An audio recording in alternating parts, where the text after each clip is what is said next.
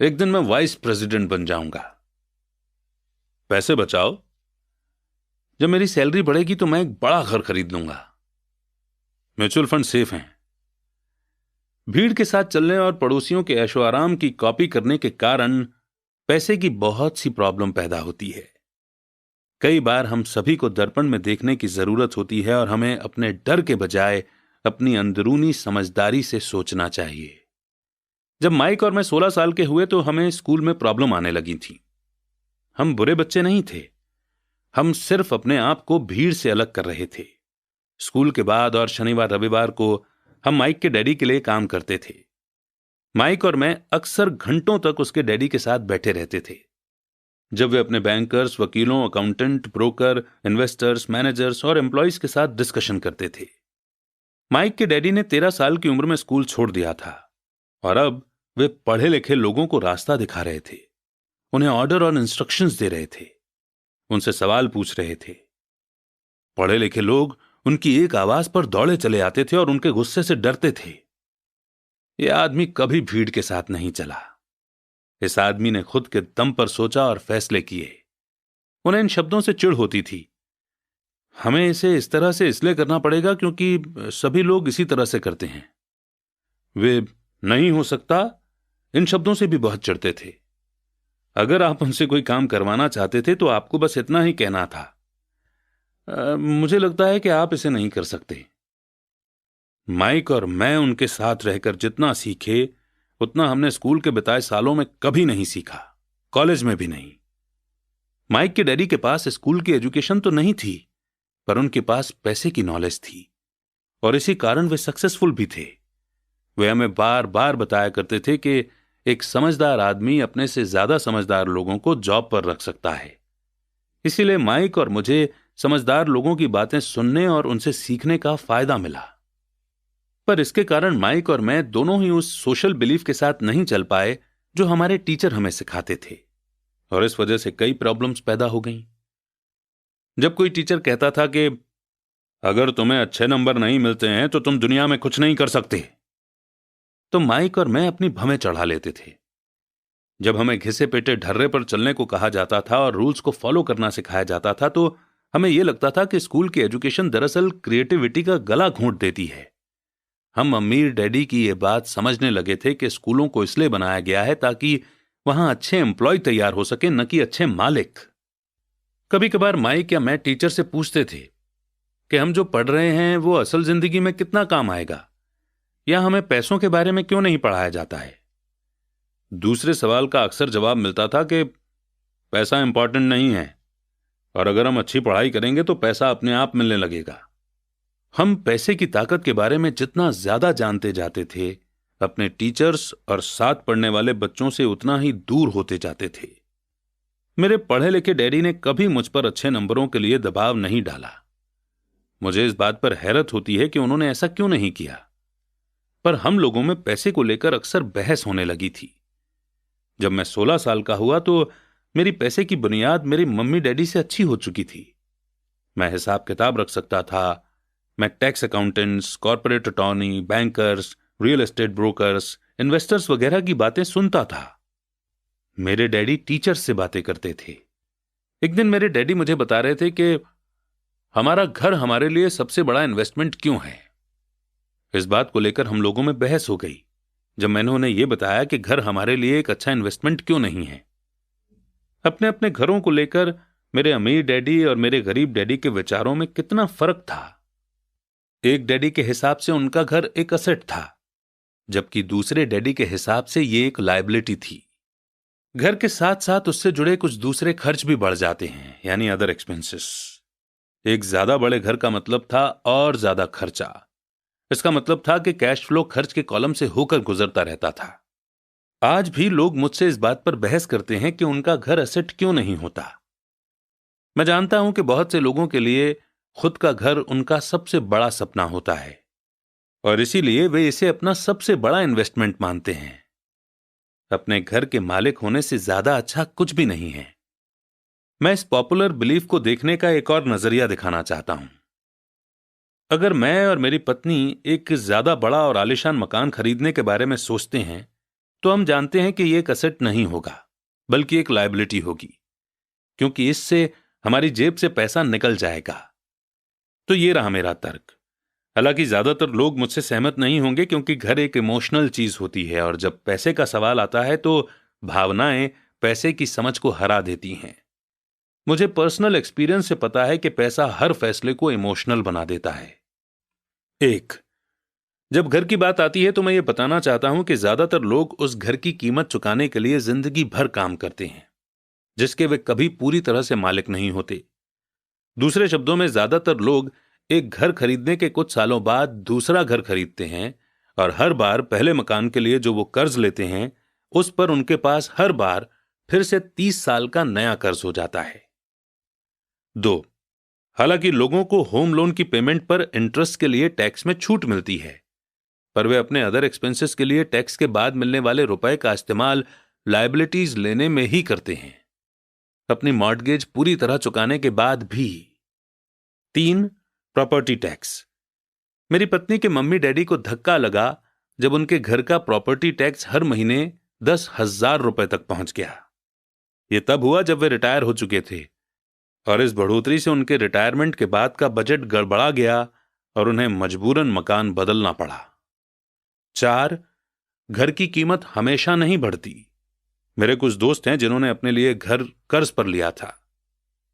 उन्हें 1 करोड़ रुपए से भी ज्यादा का कर्ज चुकाना है, पर आज उस घर की कीमत 70 लाख रुपए से ज्यादा नहीं है।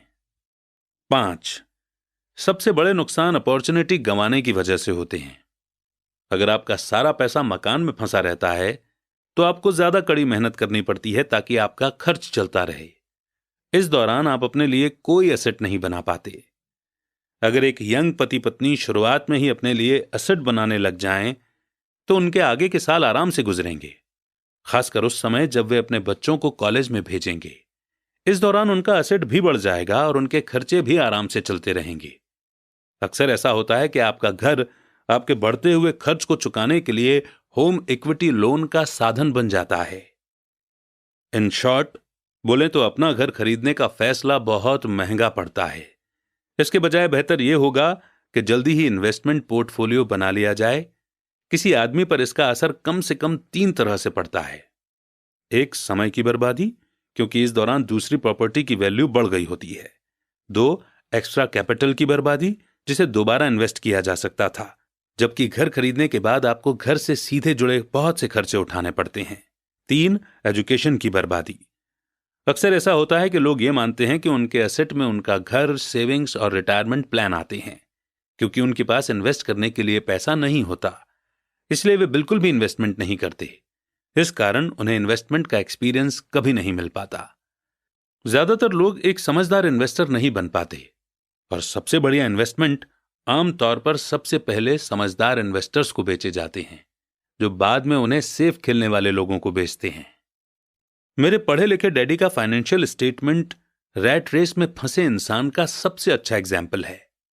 उनके खर्च हमेशा उनकी इनकम से ज्यादा होते थे, इसलिए उन्हें प्रॉपर्टी में इन्वेस्ट करने का मौका ही नहीं मिलता था।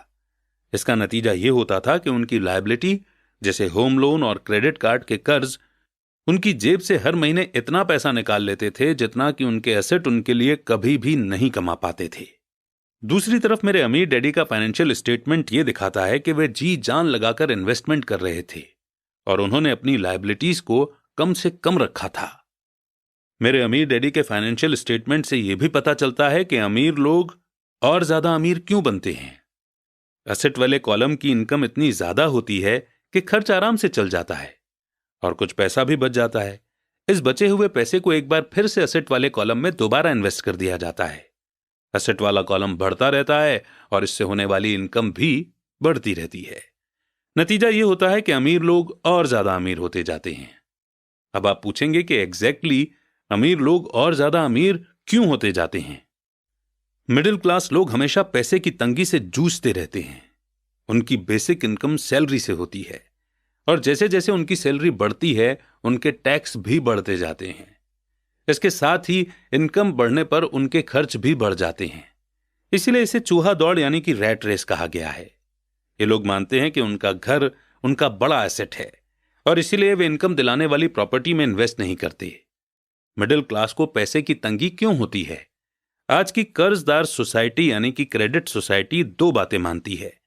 पहली ये कि खुद का घर एक इन्वेस्टमेंट होता है, और दूसरी ये कि सैलरी बढ़ने पर खर्च भी बढ़ना चाहिए या एक ज्यादा बड़ा घर खरीद लेना चाहिए। बढ़ते हुए खर्च के कारण परिवार ज्यादा कर्ज में फंस जाते हैं और उन्हें पैसे की और ज्यादा तंगी का सामना करना पड़ता है। हालांकि वे अपनी जॉब में लगातार तरक्की कर रहे हैं और उनकी सैलरी लगातार बढ़ती जा रही है।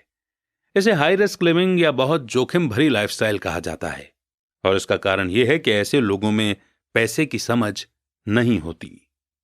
1990 के दशक में यानी कि 1990 के डिकेड में जॉब में भारी कटौती से यह बात पता चली कि मिडिल क्लास पैसे के मामले में कितना इनसिक्योर है। अचानक कंपनी पेंशन प्लान की जगह पर 401 के प्लान आ गए हैं। अगर इंडिया की बात करें तो इंडिया में भी 2004 के बाद से पेंशन देना बंद कर दिया गया। सिर्फ डिफेंस सर्विसेज में पेंशन्स हैं और एनपीएस यानी कि न्यू पेंशन स्कीम स्टार्ट कर दी गई, और इससे रिटायरमेंट का सहारा नहीं बनाया जा सकता। मिडिल क्लास में घबराहट का माहौल पैदा हो गया है। आज एक अच्छी बात यह है कि ज्यादातर लोग ये बातें समझते हैं और इसलिए उन्होंने म्यूचुअल फंड खरीदना शुरू कर दिया है।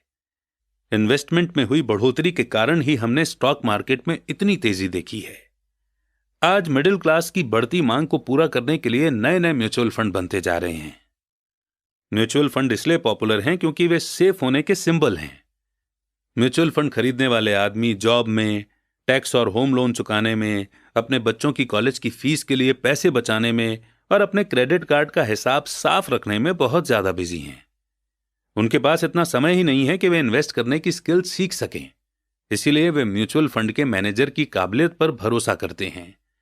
साथ ही क्योंकि म्यूचुअल फंड कई तरह के इन्वेस्टमेंट करता है, इसलिए उन्हें ऐसा लगता है कि उनका पैसा ज्यादा सेफ है क्योंकि ये कई टुकड़ों में बंट गया है, या आप अंग्रेजी में बोले तो डाइवर्सिफाइड हो गया है। पढ़े लिखे मिडिल क्लास का ये ग्रुप म्यूचुअल फंड ब्रोकर्स और फाइनेंशियल प्लानर्स के डाइवर्सिफाइड प्रिंसिपल्स को सही मानता है। सेफ रहो, रिस्क से बचे रहो। असली ट्रेजेडी तो यह है कि पैसे की समझ न होने के कारण एवरेज मिडिल क्लास लोग खतरों का सामना करते हैं। उनके सेफ खेलने का असली कारण यह होता है कि उनके पास पैसे की तंगी होती है। उनकी बैलेंस शीट में बैलेंस नहीं होता, उनके पास कोई एसेट नहीं होता जहां से इनकम आनी चाहिए, जबकि उनके पास बहुत सी लायबिलिटीज होती हैं और हर सैलरी के साथ वो और लायबिलिटीज भी लेते रहते हैं। आमतौर पर उनकी इनकम का इकलौता साधन उनकी सैलरी होती है।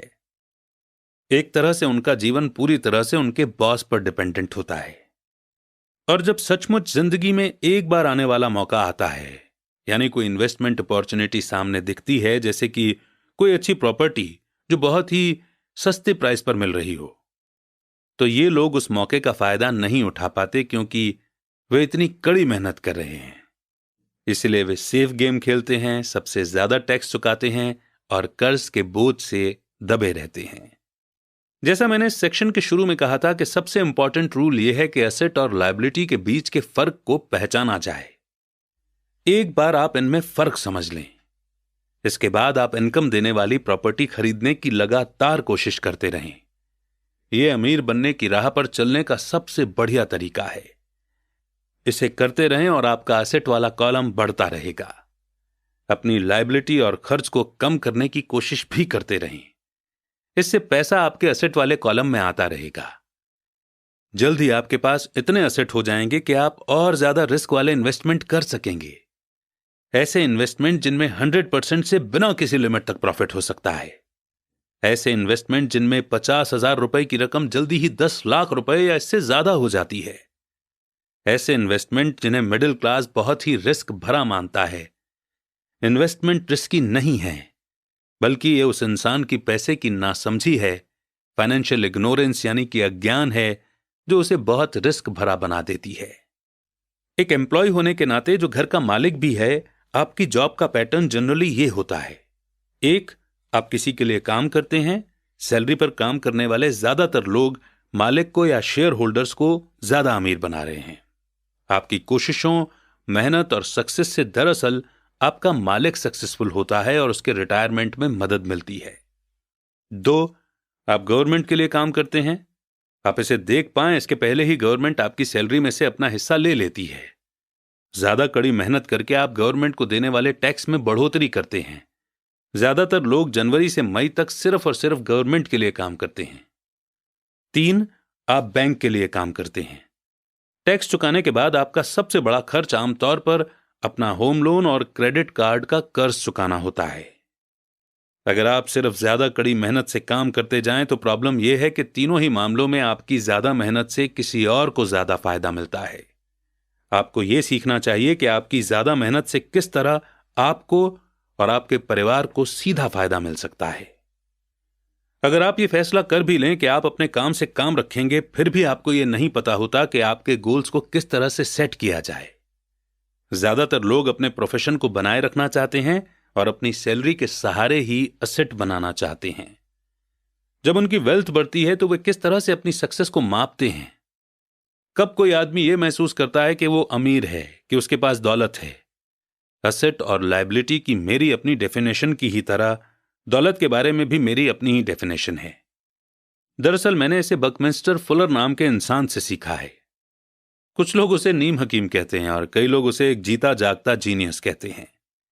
सालों पहले सभी आर्किटेक्ट इसलिए हैरान हो गए थे क्योंकि 1961 में उसने जियोडेसिक डोम के पेटेंट के लिए अप्लाई किया था और उस एप्लीकेशन में फुलर ने दौलत के बारे में भी कुछ कहा था।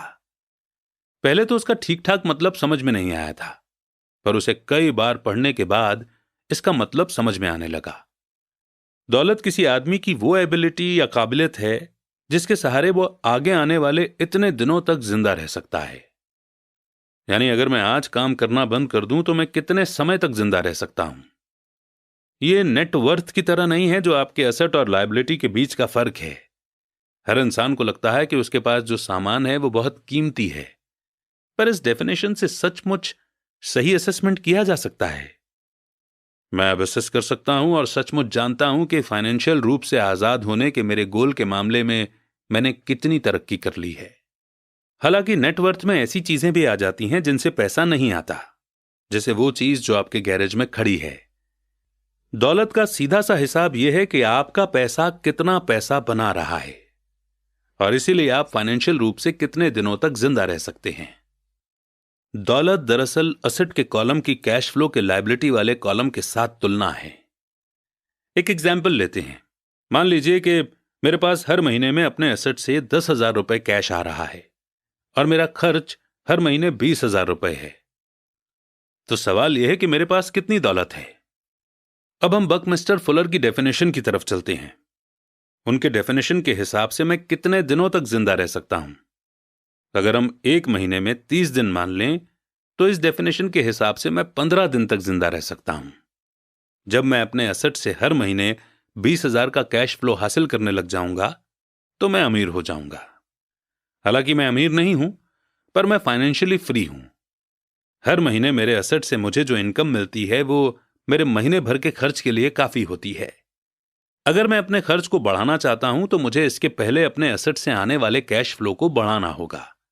यह ध्यान रखें कि इस पॉइंट पर मैं अपनी सैलरी पर बिल्कुल भी डिपेंडेंट नहीं हूं। मैंने अपने एसेट बनाने में जी तोड़ कोशिश की थी और मैं इसमें सक्सेसफुल भी हुआ, जिसके कारण आज मैं फाइनेंशियल रूप से आजाद हो गया हूं। अगर मैं आज अपनी जॉब छोड़ भी दूं तो मेरे एसेट से इतना कैश फ्लो आता रहेगा कि मेरा खर्च आसानी से चलता रहेगा। मेरा अगला गोल यह होगा कि मेरे एसेट से आने वाले एक्स्ट्रा कैश को फिर से एसेट वाले कॉलम में इन्वेस्ट कर दिया जाए। मैं जितने पैसे अपने लिए एसेट्स बनाने में खर्च करता रहूंगा, मेरे एसेट्स मुझे उतना ही पैसा देते रहेंगे। यानी मेरा एसेट वाला कॉलम जितना ज्यादा बढ़ता है वहां से उतना ही ज्यादा कैश फ्लो आता है, और जब तक मैं अपने खर्च यानी एक्सपेंसेस को आने वाले कैश से कम रखता हूं तब तक मैं ज्यादा अमीर बनता रहूंगा। ध्यान देने वाली बात यह है कि मेरी इनकम फिजिकल मेहनत से नहीं बल्कि दूसरे तरीके से हो रही है। जब तक री इन्वेस्टमेंट का यह प्रोसेस चलता रहेगा मैं अमीर बनने के रास्ते पर तेजी से चलता रहूंगा। अमीरी का असली डेफिनेशन देखने वाले की नजर में होता है। आप कभी बेहद अमीर नहीं हो सकते। तो आइए इस चैप्टर के लेसन को हम एक बार रिव्यू कर लेते हैं। पहला, अमीर एसेट खरीदते हैं। चैप्टर 4 लेसन 3, अपने काम से काम रखो। 1974 में मैकडॉनल्ड के मालिक रे क्रॉक से रिक्वेस्ट की गई कि वे ऑस्टिन में टेक्सास यूनिवर्सिटी में एमबीए की क्लास में लेक्चर दें। मेरा एक करीबी दोस्त कीथ कनिंगम वहां एमबीए कर रहा था। बहुत अच्छी और इंस्पिरेशन डिस्कशन के बाद क्लास खत्म हो गई और स्टूडेंट्स ने रे से पूछा कि क्या वे बियर पीने के लिए उनके फेवरेट बार में चलेंगे। इसके लिए रे तैयार हो गए। जब सब लोगों के हाथ में बियर आ गई तब रे ने पूछा, क्या तुम स्टूडेंट्स को पता है कि मेरा असली बिजनेस क्या है? कीथ ने कहा कि यह सुनकर हर कोई हंस पड़ा, क्योंकि ज्यादातर एमबीए स्टूडेंट्स को लगा जैसे रे मजाक कर रहे थे। किसी ने जवाब नहीं दिया, इसलिए रे ने दोबारा से यही सवाल पूछा, आप लोगों की नजरों में मेरा बिजनेस क्या है? स्टूडेंट्स दोबारा हंस दिए और आखिरकार एक बहादुर स्टूडेंट ने जोर से कहा, रे, दुनिया में ऐसा कौन है जो ये नहीं जानता कि आप हैमबर्गर के बिजनेस में हैं? अब रे हंस दिए। वो बोले, मुझे मालूम था आप लोग यही कहेंगे। फिर वे एक पल के लिए रुके और इसके बाद उन्होंने कहा, लेडीज एंड जेंटलमैन, मैं हैमबर्गर बिजनेस में नहीं हूं। मेरा असली बिजनेस है रियल एस्टेट। कीथ ने कहा कि रे ने अपने नजरिए को समझाने के लिए काफी समय लिया। अपने बिजनेस प्लान में रे जानते थे कि बिजनेस का ओरिजिनल गोल हैमबर्गर फ्रेंचाइजी बेचना था, पर वे कभी भी हर फ्रेंचाइजी की लोकेशन को नहीं भूले। वे जानते थे कि रियल एस्टेट और इसकी लोकेशन हर फ्रेंचाइजी की सक्सेस में सबसे इंपॉर्टेंट फैक्टर है। बेसिकली वो आदमी जो फ्रेंचाइजी खरीद रहा था और रे क्रॉक के ऑर्गेनाइजेशन की फ्रेंचाइजी चेन का मेंबर बनता था, तो वो ही उस जमीन के लिए पैसे दे रहा था और उसे खरीद रहा था। आज मैकडॉनल्ड दुनिया में रियल एस्टेट का सबसे बड़ा अकेला मालिक है, जिसके पास कैथोलिक चर्च से भी ज्यादा रियल एस्टेट है। आज उनके पास अमेरिका और दुनिया के दूसरे देशों में सबसे कीमती चौराहे और नुक्कड़ हैं। कीथ ने कहा कि यह उसकी जिंदगी का बहुत बड़ा सबक था। आज कीथ के पास कार धोने का बिजनेस है, पर उसका असली बिजनेस है कार धोने के गैरेज के नीचे का रियल एस्टेट। पिछले चैप्टर के अंत में हमने यह बताया था कि ज्यादातर लोग दूसरों के लिए काम करते हैं, बस अपने लिए काम नहीं करते। वे पहले तो कंपनी मालिकों के लिए काम करते हैं, फिर टैक्स के कारण गवर्नमेंट के लिए काम करते हैं और आखिरकार बैंक के लिए काम करते हैं जो उनके मॉर्टगेज का मालिक होता है। जब हम छोटे थे तो हमारे आसपास मैकडॉनल्ड का कोई फ्रेंचाइजी आउटलेट नहीं था, पर मेरे अमीर डैडी ने माइक और मुझे वही सबक सिखा दिया था जो टेक्सास यूनिवर्सिटी में रे क्रॉक ने सिखाया था। यह अमीरों का सीक्रेट नंबर 3 है। अगला सीक्रेट यह है कि अपने काम से काम रखो। लोगों की जिंदगी में पैसों की तंगी इसलिए आती है क्योंकि वे अपनी सारी जिंदगी दूसरों के लिए काम करते रहते हैं। कई लोगों के पास तो जिंदगी भर काम करने के बाद भी अपने लिए कुछ नहीं बच पाता। हमारा प्रेजेंट एजुकेशन सिस्टम आज के बच्चों में एकेडमिक स्किल्स डेवलप करके उन्हें अच्छी जॉब दिलाने के लिए तैयार करता है। उनकी जिंदगी उनकी सैलरी के चारों तरफ घूमती है, या जैसे पहले बताया जा चुका है, उनके इनकम वाले कॉलम के चारों तरफ। और ज्यादा एकेडमिक स्किल्स को डेवलप करने के बाद वे अपनी प्रोफेशनल क्वालिफिकेशन को बढ़ाने के लिए और हायर एजुकेशन हासिल करते हैं। वे engineer, scientist, chef, police officer, artist, writer वगैरह बनने के लिए पढ़ाई करते हैं। उनकी प्रोफेशनल क्वालिफिकेशन उन्हें काम करने और पैसा कमाने का मौका देती है, पर ध्यान रहे वे पैसे के लिए काम करते हैं। आपके प्रोफेशन और आपके बिजनेस में बहुत बड़ा फर्क है। मैं अक्सर लोगों से पूछता हूं कि आपका बिजनेस क्या है, और वो कहते हैं कि मैं एक बैंकर हूं। फिर मैं उनसे पूछता हूं कि क्या वे बैंक के मालिक हैं, और आमतौर पर उनका जवाब होता है, नहीं, मैं वहां काम करता हूं। इस तरह उन्होंने अपने प्रोफेशन और अपने बिजनेस को एक ही समझ लिया है। उनका प्रोफेशन एक बैंकर का हो सकता है, पर उनका अपना बिजनेस कुछ भी नहीं है। रे क्रॉक अपने प्रोफेशन और अपने बिजनेस के बीच के फर्क को बहुत अच्छी तरह से जानते थे। उनका प्रोफेशन हमेशा वही था, वे एक सेल्समैन थे। एक समय वे मिल्क शेक के लिए मिक्सचर बेचते थे और कुछ ही समय बाद वे हैमबर्गर की फ्रेंचाइजी बेचने लगे। हालांकि उनका प्रोफेशन हैमबर्गर फ्रेंचाइजी बेचने का था, पर उनका बिजनेस इनकम दिलाने वाले रियल एस्टेट को इकट्ठा करना था। स्कूल्स के साथ एक प्रॉब्लम यह है कि आप जो सब्जेक्ट पढ़ते हैं आप वही बन जाते हैं। एग्जाम्पल के लिए, अगर आप कुकिंग के बारे में स्टडी करते हैं तो आप शेफ बन जाते हैं। अगर आप लॉ के बारे में स्टडी करते हैं तो आप वकील बन जाते हैं। और अगर आप ऑटो मैकेनिक स्टडी करते हैं तो आप मैकेनिक बन जाते हैं। जो पढ़ा जाए वही बन जाने में गलती यहां होती है कि लोग अपने काम से काम रखना भूल जाते हैं। वे अपना सारा जीवन दूसरे के काम पर ध्यान देने में लगा देते हैं और इस तरह उसे अमीर बनाते हैं। फाइनेंशियल रूप से सिक्योर बनने के लिए किसी आदमी को अपने काम से काम रखने की जरूरत है। जैसा पहले बताया जा चुका है, नंबर 1 रूल यह जानना है कि एसेट और लायबिलिटी के बीच फर्क होता है और इसलिए हमें एसेट ही खरीदना चाहिए।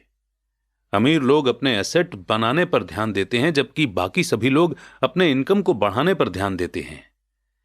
इसलिए हमें यह बहुत सुनने में आता है कि मुझे ज्यादा सैलरी की जरूरत है, काश कि मुझे प्रमोशन मिल जाए, मैं एक बार फिर स्कूल जाकर और ट्रेनिंग लेने वाला हूं ताकि बेहतर जॉब पा सकूं, मैं ओवर टाइम करने वाला हूं, शायद मुझे कोई पार्ट टाइम काम मिल जाए, मैं 2 हफ्ते में जॉब छोड़ रहा हूं, मुझे एक नई जॉब मिल गई है जिसमें सैलरी ज्यादा हो। ज्यादातर ये समझदारी की बातें मानी जाती हैं, पर अगर आप रे क्रॉक की बात समझ लेते हैं तो ऐसा करके आप अपने काम से काम नहीं रख रहे हैं। तो आइडिया यह है कि सारे लोग सिर्फ अपनी इनकम को इंक्रीज करने में लगे हुए हैं, लेकिन अगर वो इनकम से आ रहे पैसों को असेट खरीदने में लगाते हैं जिससे उन्हें और पैसे आएं, तो वो अमीर बन सकते हैं। गरीब और मिडिल क्लास के ज्यादातर लोग फाइनेंशियल रूप से पुरानी सोच वाले होते हैं, यानी मैं रिस्क नहीं उठा सकता, यानी कि उनका कोई फाइनेंशियल बेस नहीं होता। वे अपनी जॉब से चिपके रहते हैं, वे गेम को सेफ तरीके से ही खेलते हैं। जब टेक्नोलॉजी इंप्रूव होने की वजह से कम एम्प्लॉयज की जरूरत होने लगी तो बहुत से लोगों की जॉब चली गई। उस वक्त लाखों करोड़ों लोगों को पता चला कि जिसे वे अपना सबसे बड़ा एसेट मानते थे, यानी कि उनका घर, वो उन्हें जिंदा मार रहा है। उनका घर नाम का ही एसेट था, क्योंकि घर हर महीने उनकी जेब से पैसे निकलवा रहा था। उनकी कार, उनके दूसरे एसेट भी उन्हें जिंदा मार रहे थे। घर में रखे 50,000 रुपए के खरीदे गए मोबाइल फोन्स कुछ कमाकर नहीं दे रहे थे। जॉब की सिक्योरिटी न होने के कारण अब उनके पास जीवन चलाने का कोई आधार नहीं बचा था। उनके विचार में जो एसेट थे वे पैसे के संकट के समय में उनकी कुछ भी मदद नहीं कर सकते थे। एक दिन मैं लोन लेने के लिए बैंक में गया, लेकिन बैंक वालों को कर्ज लेने के लिए मेरे फाइनेंस की हालत बहुत अच्छी नहीं लग रही थी। इसलिए जो एप्लीकेशन उन्होंने मुझे भरने को दी थी, उस एप्लीकेशन में अपने गोल्फ क्लब, मेरे आर्ट कलेक्शन, किताबें, stereo, television, Armani suits, wrist watch, जूते और दूसरी चीजों को एसेट वाले कॉलम में दिखा दिया। मेरे लोन के एप्लीकेशन को रिजेक्ट कर दिया गया और एप्लीकेशन रिजेक्ट करने का कारण यही था कि मैंने अरमानी सूट्स, गोल्फ क्लब या आर्ट क्लब कलेक्शन को एप्लीकेशन में एसेट कॉलम में भरा था, बल्कि एक्चुअली में मेरा बहुत ज्यादा इन्वेस्टमेंट रियल एस्टेट में था। लोन कमेटी को यह पसंद नहीं आया था कि मैं अपार्टमेंट हाउसेस से इतने ज्यादा पैसे कमा रहा था। वे ये जानना चाहते थे कि मेरे पास एक नॉर्मल जॉब क्यों नहीं है जिसमें सैलरी मिलती हो। अब मैं इस बात पर क्या ही बोलूं। कई बार जिंदगी मुश्किल हो जाती है जब हम कुछ डिफरेंट सोच रहे होते हैं। मैं हर बार चौंक जाता हूं जब मैं किसी को यह कहते हुए सुनता हूं कि उनके पास 1 करोड़ रुपए के एसेट हैं या 10 करोड़ रुपए के एसेट हैं। अब यह चीज एक्यूरेट नहीं है और इसका एक रीजन यह है कि जिस पल आप अपने एसेट को बेचना शुरू करते हैं, आपको उससे मिले पैसों पर टैक्स चुकाना पड़ता है। इसीलिए इतने सारे लोग अपने आप को पैसे के गहरे संकट में डाल लेते हैं। जब उनकी इनकम कम हो जाती है, पैसा जुटाने के लिए वे अपने एसेट को बेचते हैं। पहले तो उनके पर्सनल एसेट आमतौर पर उस वैल्यू से बहुत कम में बिकते हैं जिस वैल्यू पर उन्होंने उसे खरीदा था, या अगर एसेट्स बेचने से कोई फायदा होता है तो उस पर टैक्स लगा दिया जाता है। तो एक बार फिर गवर्नमेंट प्रॉफिट में से अपना हिस्सा ले लेती है और इस तरह कर्ज को खत्म करने के लिए जुटाई जाने वाली रकम को कम कर देती है। अपने काम से काम रखना शुरू कर दें। दिन की जॉब को करते रहें पर असली एसेट को खरीदना भी शुरू कर दें। पर ऐसे लायबिलिटीज या पर्सनल चीजों से बचें जिनकी कीमत एक बार लाने पर कम हो जाए। आप जिस पल एक नई कार शोरूम से बाहर ले जाते हैं उसकी कीमत 25% कम हो जाती है। यह असली एसेट नहीं है। हालांकि आपके बैंकर भी इसे एसेट मानते हैं, पर इस बुक को सुनने के बाद आप इन्हें एसेट ना ही माने तो बेहतर है। बड़ों के लिए यही सही है कि अपने खर्चे कम कर लें, अपनी लायबिलिटीज को घटा लें और मेहनत से ठोस एसेट का फाउंडेशन बना लें। पेरेंट्स को अपने बच्चों को यह सिखाना चाहिए कि एसेट और लायबिलिटी के बीच का फर्क क्या होता है। कॉलेज जाने से पहले ही उन्हें एसेट वाले कॉलम को बनाने की मोटिवेशन दी जानी चाहिए। इसके पहले कि वे जॉब स्टार्ट करें, शादी करें, घर खरीदें, बच्चे पैदा करें, खतरनाक फाइनेंशियल सिचुएशन में फंसें, जॉब को कसकर पकड़े रहें और हर चीज को उधार में खरीदें, अपने बच्चे को यह सिखाना हमारा फर्ज है। मैं बहुत सारे यंग कपल्स को देखता हूं जो शादी कर लेते हैं और अपने आप को ऐसे जाल में फंसा लेते हैं जिससे वे अपनी जॉब से बाहर नहीं निकल पाएंगे। जब बच्चे घर छोड़कर अपनी अलग फैमिली बनाने चले जाते हैं, तब ज्यादातर लोगों को यह एहसास होता है कि उन्होंने रिटायरमेंट की पूरी तैयारी नहीं की है और वे थोड़ा पैसा अलग रखना शुरू कर देते हैं। फिर उनके मम्मी डैडी बीमार हो जाते हैं और उन पर नई जिम्मेदारियां आ जाती हैं। अब आप सोच रहे होंगे कि मैं आपको या आपके बच्चों को किस तरह के एसेट को जोड़ने के लिए कह रहा हूं। मेरी दुनिया में असली एसेट कई तरह के होते हैं, जैसे कि एक ऐसे बिजनेस जिनमें मेरे होने की जरूरत ना हो। मैं उनका मालिक जरूर हूं, पर उन्हें दूसरे लोग चलाते हों। अगर मुझे वहां काम करना पड़े तो यह बिजनेस नहीं होगा, यह मेरी जॉब कहलाएगी। 2 3 बॉन्ड, 4 म्यूचुअल फंड, 5 इनकम देने वाला real estate, 6 notes, 7 intellectual property जैसे म्यूजिक, स्क्रीन प्ले, पेटेंट वगैरह से मिलने वाली रॉयल्टी, 8 और ऐसी हर चीज जो कीमती है, जो पैसे कमा कर देती है और जिसकी वैल्यू बढ़ जाती है और जिसका एक रेडी मार्केट है। जब मैं छोटा था तो मेरे पढ़े लिखे डैडी ने मुझे एक सिक्योर जॉब ढूंढने की सलाह दी। दूसरी तरफ मेरे अमीर डैडी ने मुझे ऐसे एसेट्स को इकट्ठा करने की सलाह दी जिन्हें मैं पसंद करता था। उन्होंने मुझसे कहा कि अगर तुम इन्हें पसंद नहीं करते हो तो तुम इनका ध्यान नहीं रख पाओगे। मैं रियल एस्टेट इसलिए इकट्ठा करता हूं क्योंकि मुझे बिल्डिंग और जमीन से प्यार है। मैं उनके लिए शॉपिंग करना भी पसंद करता हूं। मैं सारा दिन उन्हें देख सकता हूं। जब प्रॉब्लम आती है तो मैं उस प्रॉब्लम की वजह से यह नहीं सोचता कि मैं रियल एस्टेट यानी अपनी प्रॉपर्टी बिजनेस में क्यों आया। ऐसे लोग जो रियल एस्टेट से नफरत करते हैं, उन्हें इसे नहीं खरीदना चाहिए। मुझे छोटी कंपनियों के स्टॉक भी पसंद हैं, खासकर नई कंपनियों के स्टॉक यानी शेयर्स। इसका कारण यह है कि मैं एंटरप्रेन्योर हूं, न कि कोई कॉर्पोरेट आदमी। मेरे शुरुआती सालों में मैं बड़े ऑर्गेनाइजेशन में काम कर चुका हूं, जैसे कैलिफोर्निया के स्टैंडर्ड में यूएस मरीन कॉर्प और जेरोक्स कॉर्पोरेशन में भी। मैंने इन कंपनियों में बिताए हुए समय का मजा लिया है।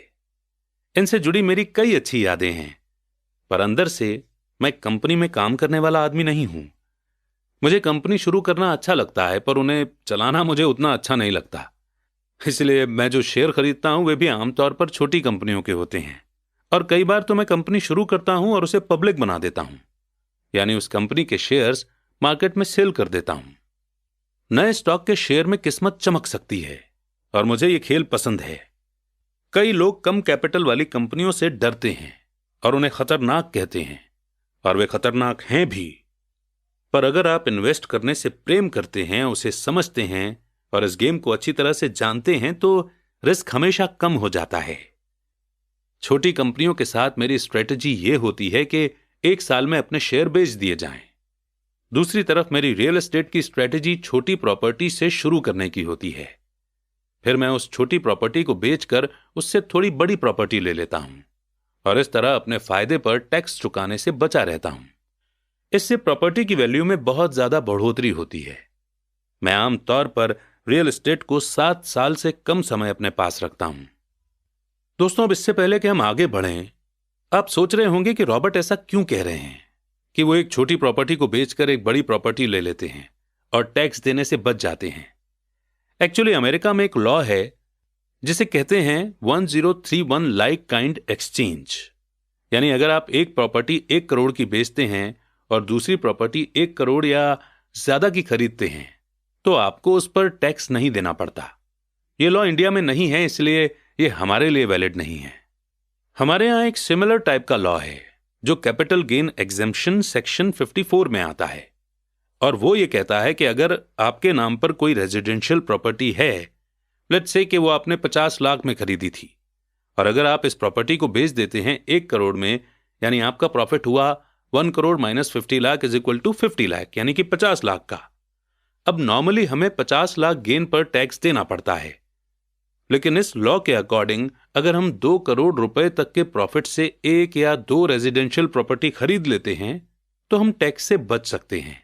लेकिन इस लॉ का फायदा एक इंसान जिंदगी में एक ही बार उठा सकता है। आई होप कि आपको यह इंटरेस्टिंग बात सुनकर अच्छा लगा होगा। हम अपने गिगलर्स को हमेशा बाकियों से आगे ही रखना चाहते हैं। वैसे ये लॉ अभी 2022 में एप्लीकेबल है। अब अगर आप इस बुक को काफी बाद में सुन रहे हैं तो हो सकता है कि इसे गवर्नमेंट चेंज कर दे, इसलिए अपने फाइनेंशियल एडवाइजर से आप ये पूछ सकते हैं और इस लॉ को यूज करके लाखों रुपए टैक्स में बचा सकते हैं। आइए इसी के साथ आगे बढ़ते हैं। रॉबर्ट कहते हैं कि सालों तक जब मैं मरीन कॉर्प्स और जेरोक्स में था, तब भी मैंने वही किया जो मेरे अमीर डैडी ने मुझे सिखाया था। मैं दिन में जॉब करता था, पर मैं अपने काम से काम भी रखता था। मैं अपने असेट वाले कॉलम में कुछ न कुछ करता रहता था। मैं रियल एस्टेट और छोटे स्टॉक्स को खरीदता और बेचता रहता था। अमीर डैडी ने हमेशा पैसे की समझ के इंपॉर्टेंस पर जोर दिया। जितना अच्छी तरह मैं अकाउंटिंग और कैश मैनेजमेंट को समझ सकता था, उतनी ही अच्छी तरह मैं इन्वेस्टमेंट को एनालाइज कर सकता था और आखिरकार खुद की कंपनी शुरू कर सकता था और उसे सक्सेसफुल बना सकता था। जब तक कि कोई पहले से ही ऐसा न सोच रहा हो, मैं किसी को अपनी कंपनी बनाने के लिए एनकरेज नहीं करता। मैं जानता हूं कि कंपनी चलाने में कितना झंझट होता है और मैं नहीं चाहता कि आप उस झंझट में फंसें। कई बार ऐसा भी समय आता है जब लोगों को काम नहीं मिलता और उनके लिए कंपनी शुरू करना एक समाधान होता है, पर सक्सेस के चांस बहुत कम हैं। 10 में से 9 कंपनियां 5 साल में डूब जाती हैं। पहले 5 साल में जो कंपनियां बची रहती हैं, उनमें से भी 10 में से 9 कंपनियां बाद में बंद हो जाती हैं। तो अगर आपकी पहले से ही अपनी कंपनी शुरू करने की इच्छा हो, तभी मैं इसके लिए सलाह दूंगा। नहीं तो दिन में अपनी जॉब करते रहें और अपने काम से काम रखें। जब मैं कहता हूं कि अपने काम से काम रखें, तो मेरा मतलब यह है कि आप अपने एसेट वाले कॉलम को ज्यादा मजबूत बनाते रहें। एक बार इसमें 10 रुपए का नोट जाए तो वो बाहर ना निकलने पाए। इसे इस तरह से सोचें कि जब 10 रुपए का नोट आपके एसेट वाले कॉलम में जाता है तो वो आपका एम्प्लॉय बन जाता है। पैसे के बारे में सबसे अच्छी चीज यह है कि यह हर दिन 24 घंटे काम करता है और ऐसा पीढ़ियों तक कर सकता है। अपनी जॉब करते रहें, एक अच्छे मेहनती एम्प्लॉय की तरह काम करें, पर अपने एसेट वाले कॉलम को बढ़ाते रहें। जब आपका कैश फ्लो बढ़ता है तब आप कुछ लग्जरी चीजें खरीद सकते हैं। इस बारे में एक इंपॉर्टेंट फैक्ट यह है कि अमीर लोग लग्जरी की चीजें सबसे बाद में खरीदते हैं, जबकि गरीब और मिडिल क्लास लोग इन चीजों को सबसे पहले खरीदते हैं। गरीब और मिडिल क्लास लोग अक्सर बड़े घर, हीरे, फर, ज्वेलरी या कार जैसी लग्जरियस चीजें इसलिए खरीद लेते हैं ताकि वे अमीर दिख सकें। वे अमीर दिखते हैं, पर असल में वे उधार के दलदल में गहरे धंसते चले जाते हैं। वे लोग जिनके पास पीढ़ियों से पैसा है, जो लंबे समय से अमीर हैं, वे अपने एसेट वाले कॉलम को सबसे पहले बनाते हैं। फिर एसेट वाले कॉलम से होने वाली इनकम उनके लिए महंगी चीजें खरीद लेती है। गरीब और मिडिल क्लास लोग अपने खून पसीने की कमाई और बच्चों को दी जाने वाली जायदाद की कीमत पर ऐसी चीजें खरीदते हैं। सच्ची लग्जरी असली एसेट में इन्वेस्ट करने और उसे बढ़ाने का मोटिवेशन देती है। एग्जाम्पल के तौर पर जब मेरी पत्नी और मेरे पास हमारे अपार्टमेंट हाउसेस से एक्स्ट्रा पैसा आने लगा तो वो मार्केट गई और अपने लिए मर्सिडीज खरीद लाई। इसमें जरा सी भी मेहनत या रिस्क नहीं था, क्योंकि अपार्टमेंट हाउस के कारण उसने कार खरीदी थी। एक्चुअली हमें जो इस अपार्टमेंट हाउस से रेंटल इनकम मिल रही थी, वही रेंटल इनकम मर्सिडीज की लोन के इंस्टॉलमेंट देने के लिए दी जा रही थी, पर उसे इसके लिए 4 साल तक इंतजार करना पड़ा था। जब रियल एस्टेट पोर्टफोलियो बढ़ रहा था और आखिरकार उसने इतना एक्स्ट्रा पैसा दिया कि हम कार खरीद पाए। पर मर्सिडीज की ये लग्जरी दरअसल एक सच्चा रिवॉर्ड है, क्योंकि उसने ये साबित कर दिया था कि वो अपने एसेट वाले कॉलम को सही तरह से बढ़ाना जानती है। अब उसके लिए उस कार की कीमत आम रूप से खरीदी गई कार से कहीं ज्यादा है। ज्यादातर लोग अक्सर इच्छा जागने पर बिना सोचे समझे जाते हैं और कर्ज पर कार या लग्जरी की कोई चीज खरीद लाते हैं। हो सकता है कि वे जिंदगी से ऊब चुके हों या उन्हें सिर्फ एक नए खिलौने की जरूरत हो। कर्ज पर महंगी चीजें खरीदने से देर सवेर वो आदमी उस चीज से चिढ़ने लगेगा, क्योंकि उसके कारण जो कर्ज लिया गया है वो एक भार बन जाएगा। एक बार आप अपने बिजनेस को बनाने, उसमें इन्वेस्ट करने का समय निकाल लेते हैं, तो फिर आप उसमें जादू की छड़ी घुमा सकते हैं, जो अमीरों का सबसे बड़ा सीक्रेट है। यह सीक्रेट अमीरों को भीड़ में सबसे आगे रखता है। अपने काम से काम रखने का इनाम जो आपको उस रास्ते पर चलने के लिए मिलता है जिस पर अमीर लोग चलते हैं। बढ़ते हैं आगे चैप्टर 5 की ओर। लेसन 4, टैक्स का इतिहास और कॉरपोरेशंस की ताकत। मुझे याद है हमें स्कूल में रॉबिन हुड और उनके सुखी गिरोह की कहानी बताई गई थी।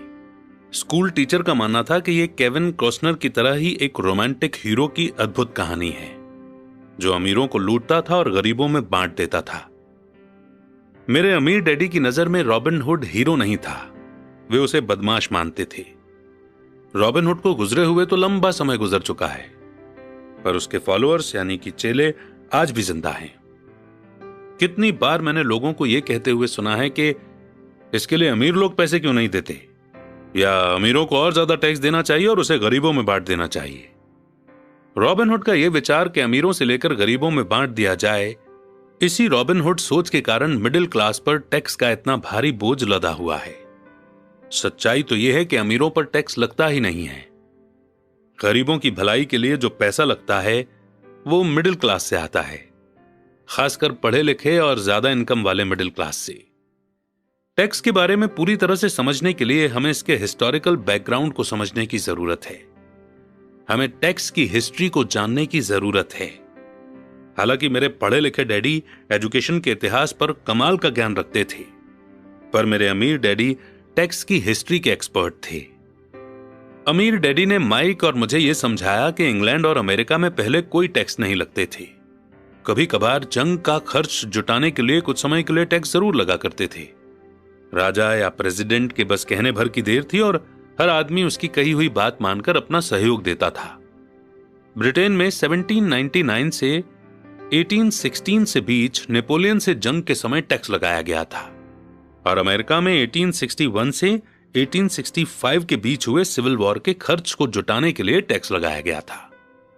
1874 में इंग्लैंड ने इनकम टैक्स को अपने सिटीजन्स पर परमानेंट रूप से लगा दिया था। 1913 में कॉन्स्टिट्यूशन के 16th अमेंडमेंट के साथ ही अमेरिका में भी इनकम टैक्स परमानेंट रूप से लगा दिया गया। एक समय था जब अमेरिकी लोग टैक्स विरोधी हुआ करते थे। इंग्लैंड और अमेरिका दोनों को ही रेगुलर इनकम टैक्स के विचार को जनता के गले उतारने में लगभग 50 साल का समय लगा। अगर इंडिया की बात करें तो 1857 में मंगल पांडे के समय में जो मिलिट्री म्यूटिनी हुई थी, उसका खर्चा पूरा करने के लिए 1860 में सर जेम्स विलियन ने टैक्स की शुरुआत की थी। इन हिस्टोरिकल डेट से हमें यह नहीं पता चल पाता है कि दोनों ही मामलों में टैक्स शुरू से सिर्फ अमीरों पर लगाए गए थे। अमीर डैडी चाहते थे कि माइक और मैं इस बात को कभी नहीं भूलें। उन्होंने समझाया कि टैक्स का आइडिया पॉपुलर बना और उसे ज्यादातर लोगों ने सिर्फ इसलिए माना क्योंकि उन्हें यह बताया गया कि टैक्स अमीरों को सजा देने और मिडिल क्लास और गरीबों में मदद देने का जरिया है। इसी कारण पब्लिक ने टैक्स लॉ के सपोर्ट में वोट दिए और यह लॉ बन गया। हालांकि इसका मकसद अमीरों को सजा देना है, पर दरअसल ये उन्हीं लोगों को सजा देता है जिन्होंने इसे सपोर्ट किया था, यानी गरीब और मिडिल क्लास। एक बार गवर्नमेंट ने पैसे का स्वाद चख लिया तो उसकी भूख बढ़ती गई। अमीर डैडी ने कहा, तुम्हारे डैडी और मैं पूरी तरह से विरोध में हैं। वो एक गवर्नमेंट ब्यूरोक्रेट हैं और मैं एक पूंजीपति यानी कि कैपिटलिस्ट हूं। हमें अपोजिट व्यवहार के कारण पैसे मिलते हैं और हमारी सक्सेस अलग अलग स्टैंडर्ड पर तौली जाती है। उन्हें पैसा खर्च करने और लोगों को काम देने के लिए पैसे दिए जाते हैं। वे जितना ज्यादा खर्च करते हैं और जितना ज्यादा लोगों को काम पर रखते हैं, उनका ऑर्गेनाइजेशन उतना ही बड़ा होता जाता है। गवर्नमेंट में जितना बड़ा उनका ऑर्गेनाइजेशन होता है, उतना ही ज्यादा उन्हें सम्मान दिया जाता है। दूसरी तरफ मेरे ऑर्गेनाइजेशन में मैं जितने कम लोगों को रखूं और जितना कम पैसा खर्च करूं, मेरे इन्वेस्टर मेरा उतना ही ज्यादा सम्मान करते हैं। इसलिए मैं गवर्नमेंट आदमियों को पसंद नहीं करता हूं। उनके गोल्स बिजनेस के ज्यादातर लोगों से हटकर होते हैं। जैसे जैसे गवर्नमेंट के एम्प्लॉय बढ़ते हैं, उन्हें सैलरी देने के लिए उतने ही ज्यादा टैक्स की जरूरत होती है। मेरे पढ़े लिखे डैडी इस बात में भरोसा करते थे कि गवर्नमेंट को लोगों की मदद करनी चाहिए। वे जॉन एफ कैनेडी से प्रेम करते थे और खासकर पीस कॉर्प्स के विचार से। वे इस विचार को इतना ज्यादा चाहते थे कि वे और मेरी मां दोनों ही पीस कॉर्प्स के लिए काम करते थे और मलेशिया, थाईलैंड और फिलीपींस जाने वाले वॉलंटियर्स को ट्रेन करते थे। वे हमेशा एक्स्ट्रा ग्रांट्स और बजट में बढ़ोतरी की कोशिश करते थे ताकि वे ज्यादा लोगों को भर्ती कर सकें। ऐसा वे एजुकेशन डिपार्टमेंट में अपनी जॉब में भी करते थे और पीस कॉर्प्स में भी। ये उनका काम था। जब मैं 10 साल का था, तब से मैं अमीर डैडी से यह सुनता आया हूं कि गवर्नमेंट एम्प्लॉइज आलसी चोरों का गिरोह है, और मेरे गरीब डैडी से यह सुनता हूं कि अमीर लोग लालची और बदमाश होते हैं जिनसे गवर्नमेंट को ज्यादा टैक्स लेना चाहिए। दोनों ही विचारों के पक्ष में तर्क दिए जा सकते हैं। मेरे लिए यह बहुत मुश्किल था, क्योंकि एक तरफ तो मैं शहर के सबसे बड़े बिजनेसमैन में से एक के लिए काम करता था, और दूसरी तरफ जब मैं घर आता था तो वहां मेरे डैडी होते थे जो एक नामी गवर्नमेंट लीडर थे। यह तय करना आसान नहीं था कि कौन सही बोल रहा है और किसकी बात पर मुझे भरोसा करना चाहिए। पर जब आप टैक्स की हिस्ट्री को स्टडी करते हैं तो एक दिलचस्प पहलू सामने आता है। जैसा मैंने कहा कि टैक्स का लागू होना सिर्फ इसलिए संभव हो सका क्योंकि जनता रॉबिनहुड के इकोनॉमिक प्रिंसिपल में भरोसा करती थी, जिसमें अमीरों से लेकर बाकी सब में बांट दिया जाता है। प्रॉब्लम यह थी कि गवर्नमेंट की पैसे की भूख इतनी बढ़ गई कि जल्द ही मिडिल क्लास पर भी टैक्स लगाने की नौबत आ गई, और वहां से धीरे धीरे टैक्स का बोझ नीचे की तरफ आता गया। दूसरी तरफ अमीरों ने इसे एक मौके की तरह देखा। वे उन्हीं रूल्स से नहीं खेलते हैं जिनसे पब्लिक खेलती है। जैसा मैंने बताया है, अमीर पहले ही कॉर्पोरेशंस के बारे में जानते थे जो पानी के जहाजों के दिनों में पॉपुलर हुए थे। अमीरों ने हर समुद्री यात्रा के एसेट के रिस्क को लिमिटेड करने के लिए कॉर्पोरेशन का इस्तेमाल किया। अमीर लोग हर समुद्री यात्रा के लिए पैसे जुटाने के लिए कॉर्पोरेशन में अपना पैसा डालते थे। फिर यह कॉर्पोरेशन न्यू वर्ल्ड में खजाने की खोज के लिए सेलर्स को भर्ती करता था। अगर जहाज डूब जाता था तो सेलर्स की जान जाती थी, पर अमीर लोगों को सिर्फ इतना ही नुकसान होता था कि उनका वो पैसा डूब जाता था जो उन्होंने समुद्री यात्रा के लिए दिया था। इस कॉन्सेप्ट को हम थोड़ा और अच्छे से एक्सप्लेन कर देते हैं। देखिए, आपने इंडिया में पब्लिक लिमिटेड कंपनी का नाम सुना होगा। इसमें लिमिटेड शब्द का मतलब हम एक एग्जाम्पल से समझते हैं। मान लीजिए अगर आप एक लिमिटेड कंपनी नहीं खोलते हैं और नॉर्मली बिजनेस करते हैं, और इस केस में अगर आपसे कोई एक्सीडेंट हो जाता है, जैसे कि अनजाने में आपके एम्प्लॉयज की काम करते हुए जान चली जाती है, तो इस केस में आपकी पर्सनल प्रॉपर्टी जैसे कि आपका घर भी उन्हें कॉम्पनसेशन देने के लिए जा सकता है।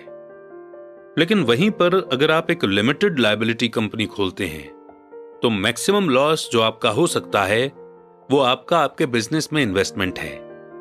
यानी अगर आपने अपने बिजनेस में से 10 लाख रुपीस इन्वेस्ट किए हैं तो आपसे 10 लाख रुपीस ही मैक्सिमम लिए जा सकते हैं। यानी आपकी लायबिलिटी लिमिटेड है। अमीर लोग किस तरह का खेल खेलते हैं? कॉर्पोरेशन के कानूनी ढांचे यानी लीगल फ्रेमवर्क की नॉलेज की वजह से अमीरों को गरीब और मिडिल क्लास की तुलना में बहुत ज्यादा फायदा मिलता है। मुझे 2 डैडियों ने सिखाया है, जिनमें से एक सोशलिस्ट थे और दूसरे कैपिटलिस्ट। मुझे जल्दी ही यह महसूस हुआ कि कैपिटलिस्ट को पैसे की ज्यादा समझ होती है। मुझे ऐसा लगा कि पैसे की नासमझी के कारण सोशलिस्ट आकर खुद को ही सजा देते हैं। अमीरों से वसूलों का नारा लगाने वाली भीड़ चाहे जितना जोर लगा ले, अमीर लोग उनसे जीतने का रास्ता हमेशा ढूंढ निकालते हैं। इसी कारण टैक्स आखिरकार मिडिल क्लास पर जाने लगे। अमीरों ने इंटेलेक्चुअल्स को अपनी बुद्धि से हरा दिया, सिर्फ इस कारण क्योंकि वे पैसे की ताकत को जानते थे, और यह सब्जेक्ट स्कूलों में नहीं पढ़ाया जाता। अमीर लोगों ने इंटेलेक्चुअल्स को किस तरह हराया? एक बार अमीरों से वसूलों का कानून पास हुआ तो गवर्नमेंट की तिजोरी में पैसा आने लगा। पहले तो वो लोग इस बात से खुश हुए कि पैसा गवर्नमेंट एम्प्लॉयज और अमीरों को दिया जाने लगा। गवर्नमेंट एम्प्लॉयज के पास ये पैसा जॉब और पेंशन के रूप में आ गया। अमीरों के पास ये पैसा उनकी फैक्ट्रियों के जरिए मिले गवर्नमेंट कॉन्ट्रैक्ट से आया। गवर्नमेंट के पास ढेर सारे पैसे थे, पर उस पैसे को ठीक से मैनेज नहीं किया जा रहा था। दूसरे शब्दों में, अगर आप एक गवर्नमेंट एम्प्लॉय हैं और अगर किसी एक साल गवर्नमेंट ने आपको कुछ पैसे दिए हैं काम करवाने के लिए, लेट्स से कि आप एक सिविल इंजीनियर हैं और आपको एक बिल्डिंग बनाने के लिए 10 करोड़ रुपए दिए गए।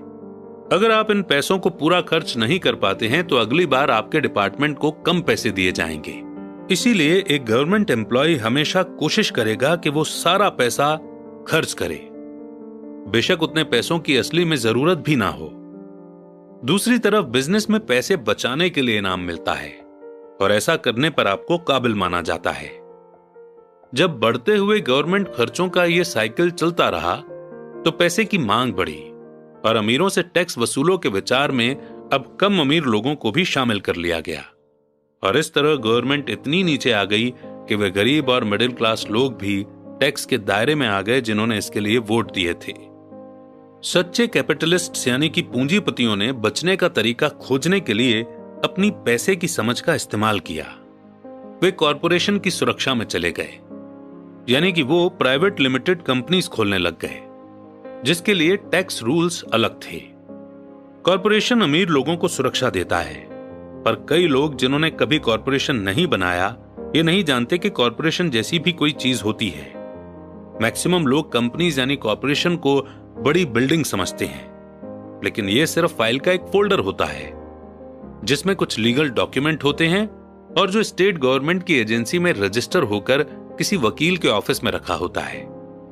यह कोई बड़ी बिल्डिंग नहीं होती जिसके बाहर कॉरपोरेशन का नाम लिखा होता है। यह कोई फैक्ट्री या लोगों का ग्रुप भी नहीं होता। कॉरपोरेशन सिर्फ एक लीगल डॉक्यूमेंट है जो एक ऐसी लीगल बॉडी बना देता है जिसकी कोई आत्मा नहीं होती। अमीरों के एसेट एक बार फिर से सेफ हो गए। एक बार फिर कॉरपोरेशन का इस्तेमाल करना पॉपुलर हो गया। यह परमानेंट इनकम टैक्स लॉ के पास होने के बाद हुआ, क्योंकि कॉरपोरेशन के लिए इनकम टैक्स का रेट पर्सनल इनकम टैक्स के रेट से कम था।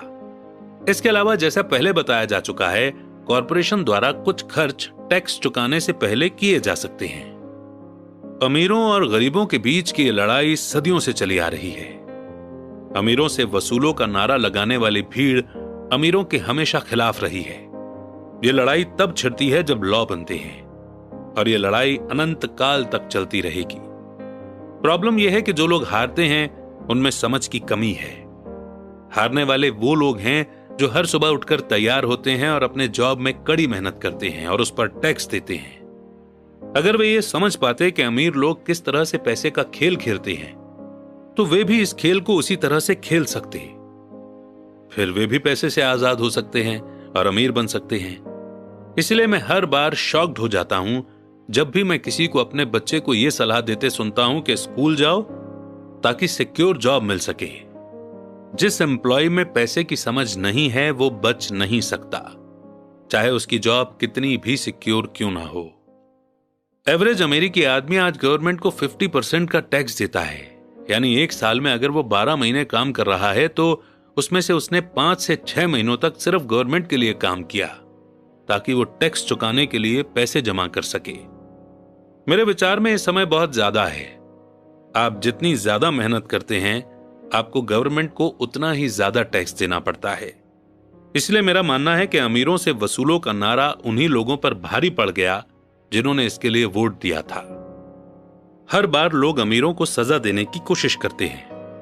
अमीर लोग चुपचाप उसका पालन नहीं करते हैं, बल्कि वे पलट कर वार करते हैं। उनके पास पैसा, ताकत और इरादा होता है जिनके दम पर वो चीजों को बदल सकते हैं। वे चुपचाप बैठकर अपनी मर्जी से ज्यादा टैक्स नहीं चुकाते। वे ऐसे तरीके खोजते हैं जिनसे उन पर टैक्स का कम से कम बोझ पड़े। इसके लिए वे बुद्धिमान और स्मार्ट वकीलों और अकाउंटेंट्स की सर्विस लेते हैं और पॉलिटिशियंस को मनाते हैं कि वे कानून बदलें या कानूनी बचाव के रास्ते बनाएं। उनके पास बदलाव करवाने के लिए जरूरी रिसोर्सेज होते हैं।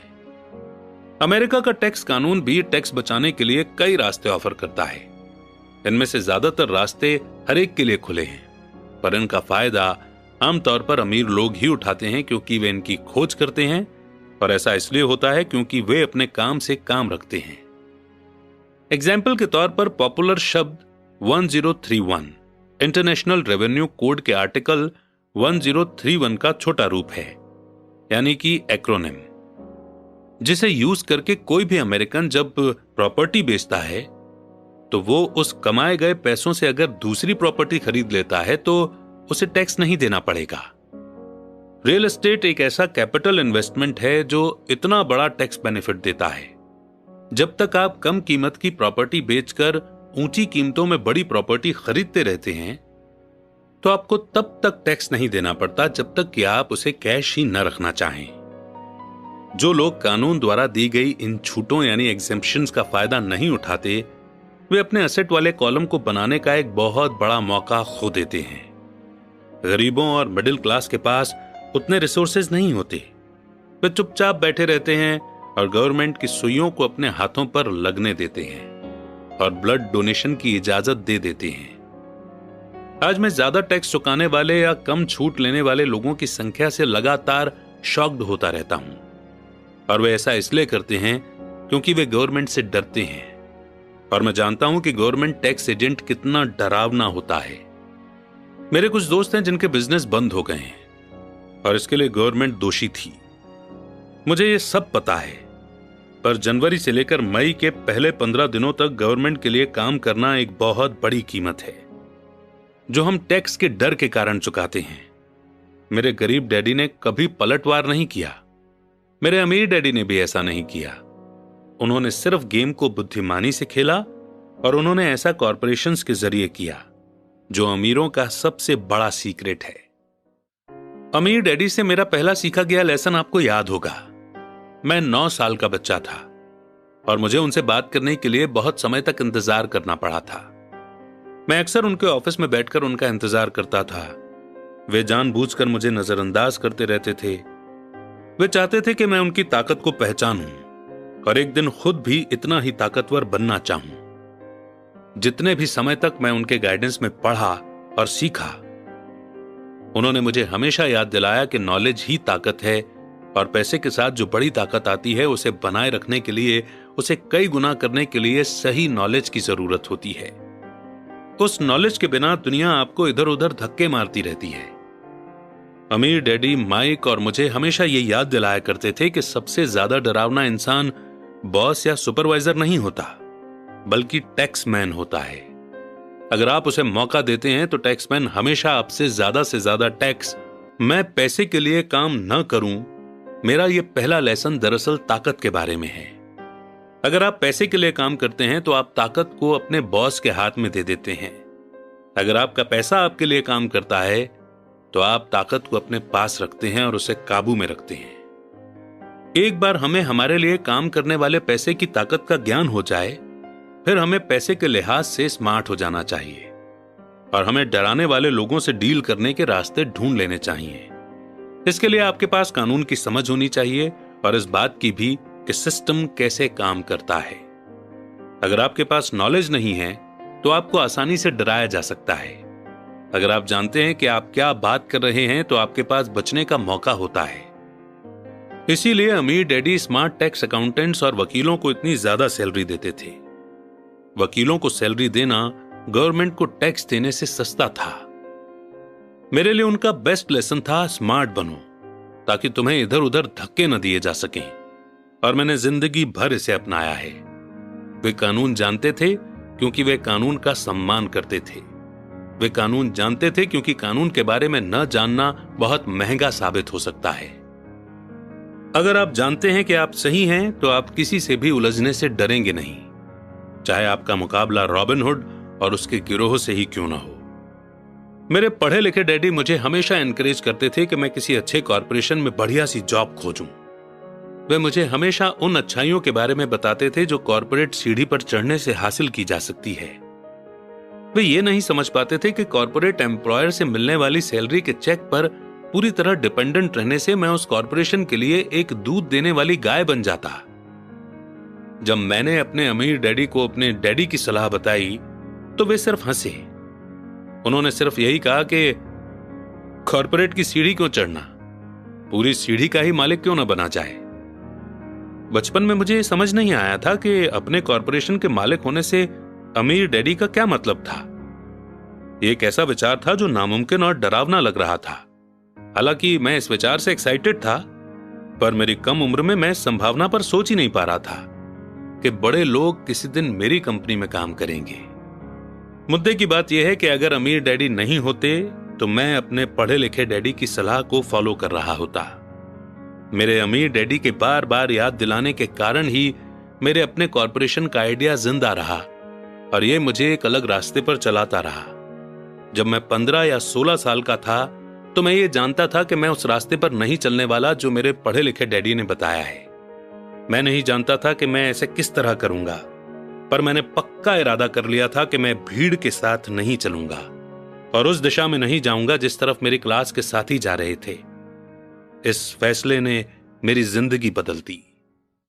जब तक मैं 25 साल का हुआ तब तक मेरे अमीर डैडी की सलाह मुझे पूरी तरह से समझ नहीं आई थी। मैंने हाल ही में मरीन कॉर्प्स छोड़ी थी और मैं जेरोक्स के लिए काम कर रहा था। मुझे बहुत पैसा मिल रहा था, पर हर बार जब भी मैं अपने सैलरी के चेक को देखता था तो मुझे हमेशा निराशा होती थी। कटौतियां यानी डिडक्शन इतना ज्यादा था और जितना ज्यादा मैं काम करता था कटौतियां उतनी ही ज्यादा होती थी। जब मैं ज्यादा सक्सेसफुल होने लगा तो मेरे सीनियर बॉस मेरे प्रमोशन और सैलरी बढ़ाने की बातें करने लगे। ये सुनने में अच्छा लगता था, पर मैं अपने कानों में अपने अमीर डैडी की यह आवाज भी सुन सकता था। तुम किसके लिए काम कर रहे हो? तुम किसे अमीर बना रहे हो? 1974 में जेरोक्स के एम्प्लॉय के रूप में ही मैंने अपना पहला कॉर्पोरेशन बनाया और अपने काम से काम रखना शुरू कर दिया। पहले से ही मेरे एसेट वाले कॉलम में कुछ प्रॉपर्टी मौजूद थी, पर अब मैंने ठान लिया था कि उन्हें ज्यादा बढ़ाया जाए। डिडक्शन वाली सैलरी को देख देखकर मुझे अमीर डैडी की सलाह में समझदारी दिखने लगी थी। अगर मैं अपने पढ़े लिखे डैडी की सलाह पर चलता तो मुझे अपना भविष्य साफ नजर आ रहा था। कई एम्प्लॉयर यह अनुभव करते हैं कि अगर एम्प्लॉय अपने काम से काम रखें तो यह उनके बिजनेस के लिए बुरा होता है। मुझे विश्वास है कि ऐसा कुछ लोगों के साथ हो सकता है, पर मेरे साथ ऐसा नहीं हुआ था। एक बार मैंने अपने काम से काम रखने की ठान ली और अपने एसेट बढ़ाना शुरू कर दिए तो मैं एक बेहतर एम्प्लॉय बन गया। मेरे पास अब एक गोल था। मैं सुबह जल्दी आ जाता था और मेहनत से काम करता था और इस तरह ज्यादा से ज्यादा पैसे कमाता था ताकि मैं उसे रियल एस्टेट में इन्वेस्ट कर सकूं। हवाई में उस समय कीमतें तेजी से बढ़ रही थी और वहां किस्मत चमकाई जा सकती थी। जितना ही ज्यादा मुझे यह लगा कि वहां इन्वेस्टमेंट की संभावनाएं हैं, उतनी ही ज्यादा जेरोक्स मशीनें मैंने बेची। मैंने जितनी ज्यादा मशीनें बेची मुझे उतना ही ज्यादा पैसा मिला और हां, मेरी सैलरी के चेक से उतनी ही ज्यादा कटौतियां हुई। यह इंस्पायर करने वाला था। मैं एम्प्लॉय होने के जाल से बाहर निकलना चाहता था और इसीलिए मैं कम मेहनत करने के बजाय ज्यादा कड़ी मेहनत करता था। 1978 यानी कि 1978 तक मैं सेल्स में टॉप के 5 लोगों में से एक था। मैं रैट रेस से बहुत जल्दी बाहर निकलने के लिए बेताब था। 3 साल से भी कम समय में मैं जेरोक्स की तुलना में अपने छोटे से कॉर्पोरेशन से कहीं ज्यादा कमा रहा था, जबकि मेरा कॉर्पोरेशन रियल एस्टेट में इन्वेस्ट करने वाली कंपनी थी और वो पैसा जो मैं अपने कॉर्पोरेशन में अपने एसेट वाले कॉलम में बना रहा था, वो पैसा मेरे लिए काम कर रहा था। मुझे कॉपियर बेचने के लिए दरवाजे खटखटाने की जरूरत नहीं थी। अमीर डैडी की सलाह में मुझे ज्यादा समझदारी दिख रही थी। जल्दी ही मेरी प्रॉपर्टी से आने वाला कैश फ्लो इतना ज्यादा हो गया कि मेरी कंपनी ने मेरे लिए मेरी पहली कार खरीद दी। जेरोक्स के लोगों को लगा कि मैं अपने कमीशंस बेच रहा हूं, पर मैं ऐसा नहीं कर रहा था। मैं अपने कमीशन को एसेट वाले कॉलम में इन्वेस्ट कर रहा था। मेरा पैसा और ज्यादा पैसा कमाने के लिए कड़ी मेहनत कर रहा था। मेरे एसेट वाले कॉलम का हर 10 रुपए का नोट एक बढ़िया एम्प्लॉय था, जिसकी कड़ी मेहनत के कारण और ज्यादा एम्प्लॉय तैयार होते थे और वो सब मिलकर अपने बॉस को एक नई कार तोहफे के रूप में दे देते थे, और वो भी टैक्स चुकाने के पहले। मैंने जेरोक्स के लिए ज्यादा कड़ी मेहनत करना शुरू कर दिया। मेरा प्लान सही तरह से चल रहा था और मेरी कार इसका जीता जागता सबूत थी। अपने अमीर डैडी से सीखे गए लेसन्स के कारण मैं उस रैट रेस के भ्रम से बाहर निकलने में कामयाब हो सका था और कम उम्र में ही एक एम्प्लॉयर बन गया था। यह पैसे की समझ से ही संभव हुआ था। इस फाइनेंशियल नॉलेज के बिना, जिसे मैं फाइनेंशियल आईक्यू कहूंगा, फाइनेंशियल इंडिपेंडेंस के रास्ते में बहुत ज्यादा मुश्किलें आई होती। अब मैं फाइनेंशियल सेमिनारों में दूसरों को इस आशा के साथ सिखाता हूं ताकि मैं उनके साथ अपना ज्ञान बांट सकूं। जब भी मैं लेक्चर देता हूं तो मैं लोगों को यह याद दिलाता हूं कि फाइनेंशियल आईक्यू एक्सपर्टीज के 4 बड़े फील्ड से आने वाले नॉलेज से बनता है। नंबर 1 है अकाउंटिंग, जिसे मैं फाइनेंशियल लिटरेसी कहता हूं। अगर आप अपना एम्पायर बनाना चाहते हैं तो यह बहुत इंपॉर्टेंट स्किल है।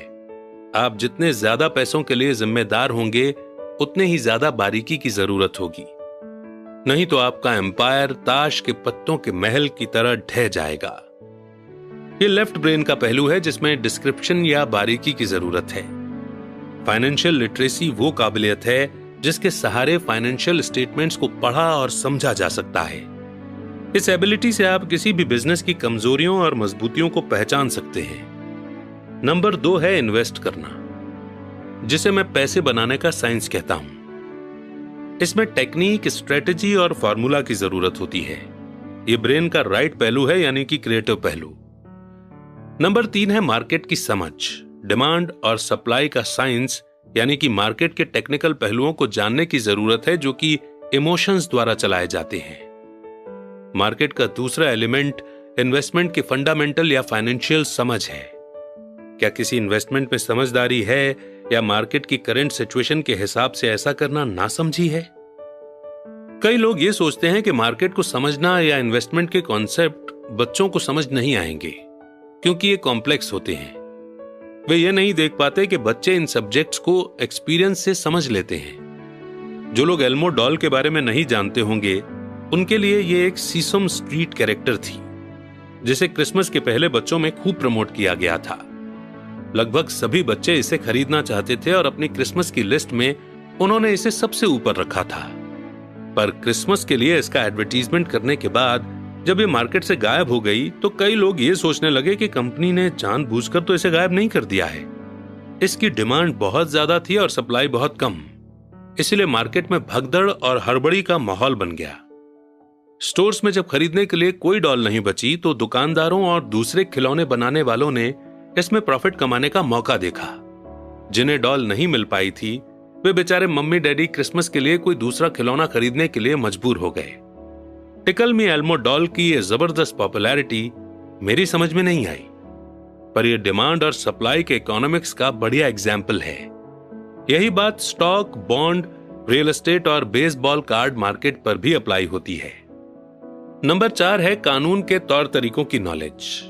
पर अकाउंटिंग, इन्वेस्टिंग और मार्केट की टेक्निकल स्किल्स के सहारे कॉर्पोरेशन का इस्तेमाल जबरदस्त ग्रोथ दे सकता है। कोई भी आदमी जिसे कॉर्पोरेशन द्वारा दिए जाने वाले टैक्स बेनिफिट्स और सुरक्षा की नॉलेज हो, वो बहुत ज्यादा तेजी से तरक्की कर सकता है और अमीर बन सकता है, जो किसी एम्प्लॉय या छोटे बिजनेस के मालिक के लिए संभव नहीं है। इसमें उतना ही फर्क है जितना पैदल चलने वाले और उड़ने वालों में होता है। ये फर्क बहुत ज्यादा हो जाता है जब हम इसे लॉन्ग टर्म असेट के कॉन्टेक्स्ट के रूप में देखते हैं। Number 1, tax benefit. एक कॉर्पोरेशन कई ऐसी चीजें कर सकता है जो एक आदमी नहीं कर सकता, जैसे कि यह टैक्स देने के पहले खर्च कर सकता है। यह एक्सपर्टीज का एक ऐसा फील्ड है जो बहुत एक्साइटिंग है, पर इसमें अंदर तक घुसना तब तक जरूरी नहीं है जब तक कि आपका बिजनेस या एसेट बहुत बड़ा ना हो। एम्प्लॉय कमाते हैं और टैक्स चुकाते हैं और फिर जो बचता है उससे अपना खर्च चलाते हैं। एक कॉर्पोरेशन कमाता है, जितना खर्च कर सकता है करता है और फिर बची हुई रकम पर टैक्स चुकाता है। यह अमीरों द्वारा इस्तेमाल किया जाने वाला सबसे बड़ा कानूनी बचाव का रास्ता है। इन्हें बनाना आसान है और बहुत ज्यादा महंगा नहीं है, बशर्ते कि आपके पास अपने खुद के इन्वेस्टमेंट हो जो अच्छा कैश फ्लो दे रहे हों।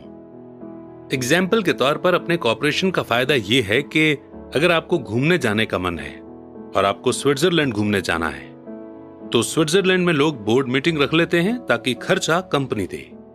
कार का पेमेंट, इंश्योरेंस, रिपेयर वगैरह कंपनी खर्च में डाल दिए जाते हैं। हेल्थ क्लब की मेंबरशिप भी कंपनी खर्च है। ज्यादातर रेस्टोरेंट्स के डिनर भी पार्शियल एक्सपेंसेस हैं और ऐसे भी बहुत से खर्च हैं जो टैक्स चुकाने के पहले किए जाते हैं। 2, कानूनी मुकदमों से सुरक्षा। हम एक लीगल सोसाइटी में रह रहे हैं। हर आदमी आपसे फायदा चाहता है। अमीर लोग अपने क्रेडिटर्स से अपने ज्यादातर असेट को छुपाने के लिए कॉर्पोरेशंस और ट्रस्ट का सहारा लेते हैं। जब भी कोई किसी अमीर आदमी पर दावा ठोकता है तो उसे यह पता चलता है कि वो कानूनी कवच से घिरा हुआ है, और दरअसल उस अमीर आदमी के पास कोई एसेट है ही नहीं। वे हर चीज पर कंट्रोल रखते हैं, पर वे किसी चीज के मालिक नहीं होते। गरीब और मिडिल क्लास लोग हर चीज के मालिक होने की कोशिश करते हैं, और इसलिए जब उन पर दावा ठोका जाता है तो वे गवर्नमेंट या अपने साथी सिटीजन्स के हाथों अपनी प्रॉपर्टी खो बैठते हैं। उन्होंने रॉबिन हुड की कहानी से यह सीखा है कि अमीरों से वसूलो और गरीबों में बांट दो। इस बुक का मकसद यह नहीं है कि कॉर्पोरेशन बनाने का तरीका बताया जाए, पर मैं कहूंगा कि अगर आपके पास किसी तरह की लीगल प्रॉपर्टी हो तो आप जितनी जल्दी हो सके कॉर्पोरेशन द्वारा दिए जाने वाले फायदों और सुरक्षा के बारे में जान लें। इस टॉपिक पर कई किताबें लिखी गई हैं जो इन फायदों के बारे में डिटेल में बताती हैं और कॉर्पोरेशन बनाने के लिए जरूरी स्टेप्स को भी समझाती हैं। एक बुक खास तौर पर बहुत अच्छी है जिसका नाम है थिंक एंड ग्रो रिच। यह बुक कॉर्पोरेशंस की ताकत को बखूबी बताती है। फाइनेंशियल आईक्यू दरअसल कई स्किल्स और क्वालिटीज को मिलाकर बनता है। मैं तो यही कहूंगा कि यह ऊपर बताई गई 4 टेक्निकल स्किल्स का कॉम्बिनेशन है जो बेसिक फाइनेंशियल नॉलेज का आधार है। अगर आप बहुत ज्यादा पैसा कमाना चाहते हैं तो इन स्किल्स के कॉम्बिनेशन से आपका फाइनेंशियल नॉलेज बहुत ज्यादा बढ़ जाएगा। इन शॉर्ट, कॉर्पोरेशन के मालिक अमीर लोग पहले कमाते हैं, फिर खर्च करते हैं, फिर टैक्स चुकाते हैं। कॉर्पोरेशन में काम कर रहे मिडिल क्लास या एम्प्लॉइज पहले कमाते हैं, फिर पहले टैक्स देते हैं और फाइनली बचे हुए पैसों को खर्च करते हैं। आपकी पूरी फाइनेंशियल स्ट्रेटेजी के लिए हम आपके एसेट के चारों तरफ कॉर्पोरेशन का कवच लपेटने की बहुत ज्यादा सलाह देते हैं। और इस चैप्टर और इस लेसन को कंप्लीट करने के बाद बढ़ेंगे आगे। नेक्स्ट लेसन यही है कि अमीर लोग पैसे को इन्वेंट करते हैं। तो अब शुरू करते हैं चैप्टर नंबर 6, जिसमें हमें सीखने को मिलेगा लेसन नंबर 5। अमीर लोग पैसे को इन्वेंट करते हैं। पिछली रात मैंने लिखना बंद किया और अलेक्जेंडर ग्राहम बेल के जीवन पर आधारित एक टीवी प्रोग्राम देखा। बेल ने टेलीफोन का पेटेंट करवाया था और उनकी नई खोज की बहुत डिमांड थी। क्योंकि उन्हें एक बड़ी कंपनी की जरूरत थी, इसलिए वे उस समय की नामी कंपनी वेस्टर्न यूनियन के पास गए और उनसे कहा कि वे उनके पेटेंट और उनकी छोटी सी कंपनी को खरीद लें। वे पूरे पैकेज के $1,00,000 चाहते थे। वेस्टर्न यूनियन के प्रेसिडेंट ने यह सुनते ही त्योरियां चढ़ा ली और प्रपोजल को यह कहकर ठुकरा दिया कि मांगी जाने वाली कीमत बहुत ज्यादा है। बाकी इतिहास है। $1 ट्रिलियन की इंडस्ट्री का जन्म हुआ और AT&T का जन्म हुआ। अलेक्जेंडर ग्राहम बेल की कहानी खत्म होने के बाद शाम की न्यूज आ रही थी। न्यूज में एक लोकल कंपनी के स्टाफ में कटौती के बारे में खबर थी। एम्प्लॉय नाराज थे और शिकायत कर रहे थे कि कंपनी के मालिक ज्यादती कर रहे हैं। फैक्ट्री के सामने एक 45 साल का जॉब से निकाला गया मैनेजर अपनी पत्नी और 2 बच्चों के साथ खड़ा था और सिक्योरिटी गार्ड से अंदर जाने की इजाजत मांग रहा था ताकि वो मालिकों से यह विनती कर सके कि उसे जॉब से न निकाला जाए। उसने हाल ही में एक मकान खरीदा था और उसे डर था कि उसे मकान बेचना पड़ेगा। सारे कैमरामैन उसे ही फोकस कर रहे थे और पूरी दुनिया इसे देख रही थी। ये कहने की जरूरत नहीं है कि इसने मेरा ध्यान खींच लिया। मैं 1984 से यानी कि 1984 से प्रोफेशनल टीचर की तरह भी काम कर रहा हूं। क्योंकि मैंने हजारों बच्चों को पढ़ाया है तो मैंने सभी में एक बात देखी जिसमें मैं भी शामिल हूं। हम में बहुत ज्यादा पोटेंशियल होती है और हमें नेचर ने बहुत से गिफ्ट दिए होते हैं, पर जो चीज हम सभी को पीछे धकेलती है वो है खुद के बारे में डाउट। टेक्निकल जानकारी की कमी के कारण हम पीछे नहीं रहते, बल्कि कॉन्फिडेंस की कमी के कारण हम पीछे रहते हैं। कई लोगों पर इसका असर ज्यादा होता है। एक बार हम स्कूल छोड़ देते हैं तो सभी जानते हैं कि कॉलेज की डिग्री होने या अच्छे नंबर आने का कोई खास महत्व नहीं होता। एकेडमिक माहौल के बाहर असली जिंदगी में अच्छे नंबरों से ज्यादा एक इंपॉर्टेंट चीज की जरूरत होती है। इस इंपॉर्टेंट चीज को गट्स, बहादुरी, चालाकी, हिम्मत, निरंतरता यानी कि कंसिस्टेंसी, टैलेंट, रिस्क लेने की एबिलिटी वगैरह के नाम से पुकारा जाता है। ये एलिमेंट चाहे इसे किसी भी नाम से पुकारा जाए, कुल मिलाकर हमारे भविष्य पर स्कूल के नंबरों से ज्यादा असर डालता है। हम सभी के अंदर एक बहादुर, टैलेंटेड और रिस्क लेने वाला कैरेक्टर मौजूद होता है, पर हम सभी के अंदर कैरेक्टर का एक दूसरा पहलू भी होता है जो अपने घुटने टेक कर जरूरत पड़ने पर भीख भी मांग सकता है। जब मैं वियतनाम में एज ए हेलीकॉप्टर का पायलट था, तब वहां पर 1 साल रहने के बाद मुझे अपने अंदर छुपे इन दोनों कैरेक्टर्स के बारे में गहरी जानकारी मिली। दोनों में से किसी को भी बुरा नहीं कहा जा सकता, पर एक टीचर के रूप में मैंने यह जाना कि आदमी के टैलेंट के सबसे बड़े दुश्मन उसका बहुत ज्यादा डर और खुद की काबिलियत पर डाउट करना है। यह देखकर मुझे दुख होता था कि कई स्टूडेंट जवाब जानते थे, पर उनमें जवाब देने की हिम्मत नहीं थी। असली जिंदगी में स्मार्ट लोग आगे नहीं बढ़ पाते हैं, बहादुर लोग आगे बढ़ जाते हैं। मेरे अनुभव के आधार से आपके फाइनेंशियल जीनियस के लिए टेक्निकल नॉलेज भी जरूरी है और हिम्मत भी। अगर आपको बहुत ज्यादा डर लगता है तो आपका टैलेंट दब जाता है। मेरी क्लास में मैं स्टूडेंट्स को बहुत एनकरेज करता हूं कि वे रिस्क लेना सीखें, बहादुर बने और अपने टैलेंट के द्वारा अपने डर को ताकत और बुद्धिमानी में बदल लें। कुछ लोगों के लिए यह प्रिंसिपल काम करता है, जबकि कईयों को यह डरावना लगता है। मैंने यह भी जाना है कि ज्यादातर लोग पैसे के बारे में बहुत सेफ गेम खेलना पसंद करते हैं। मैंने ऐसे सवाल भी सुने हैं कि रिस्क क्यों लिए जाएं? अपने फाइनेंशियल आईक्यू को डेवलप करने का झंझट क्यों उठाया जाए? मैं पैसे की समझ क्यों डेवलप करूं?